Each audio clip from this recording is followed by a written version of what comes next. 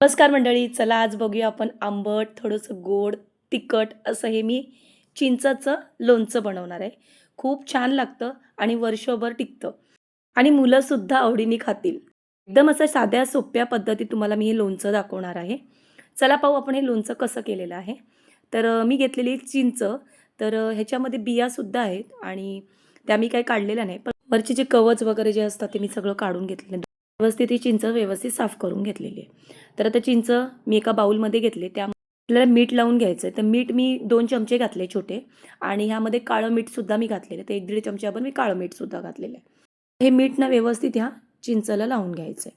लावून घेतलेलं आहे. मिक्सरचं एक भांडं घ्यायचं आहे आपल्याला. ह्यामध्ये आपल्याला ना साखर वाटून घ्यायची आहे.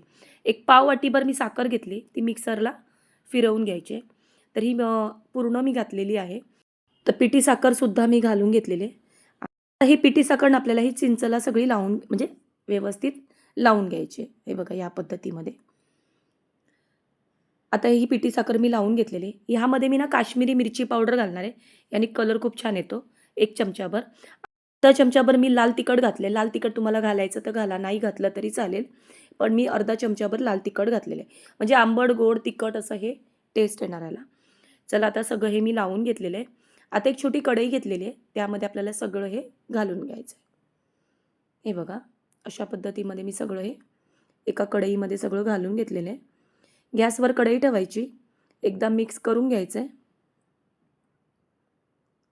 हे आता सगळं व्यवस्थित मी मिक्स करून घेते.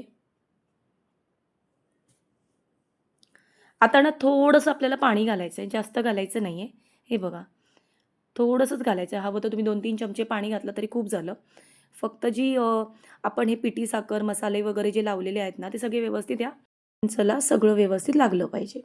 आता बघा हे सगळं व्यवस्थित मी आता मिक्स करून घेते.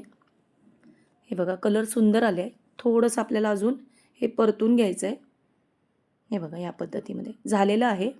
पिठी साखरसुद्धा चांगली याच्यात मिक्स झालेली आहे. हे बघा. आता मी गॅस बंद करणार आणि जरा थंड होऊन द्यायचं आपल्याला हे. पूर्ण थंड होऊन द्यायचं म्हणजे हे बघा. मस्तपैकी असं आहे तोंडाला पाणी सुटणारी ही रेसिपी आहे. करून ठेवा, वर्षभर खा. आता झालेलं आहे. आपण हे थंड करून घ्यायचं आहे आणि डिशमध्ये एका काढून घ्यायचं आहे. तर तुम्हाला जर खायचं असेल ना हे, तर काय करायचं, घ्यायचं थोडंसं वरून ना मीठ घालायचं, मस्त लागतं. हे बघा या पद्धतीमध्ये आणि थोडासा मसाला घालायचा. छान टेस्ट येते. हे बघा अशा पद्धतीमध्ये तयार आहे मस्त आंबट, गोड, तिखट असं सुक्कं असं चिंचचं लोणचं आहे. कसं वाटलं ते मला नक्की सांगा. आवडलं तर नक्की मालवणी ज्योती किचनला सबस्क्राईब करा, लाईक करा आणि शेअर करा. कमेंट करायला जरासुद्धा विसरू नका. आता काय करायचं आपल्याला माहिती आहे का, काचेच्या बरणीमध्ये हे भरायचं आणि 2-3 दिवस ना ह्याला होऊन द्यायचं. त्यामुळे ना काय हे लोणचं जास्त दिवस अजून टिकलं जातं. चला आपण भेटूया पुढच्या अशाच नवनवीन रेसिपीमध्ये. धन्यवाद.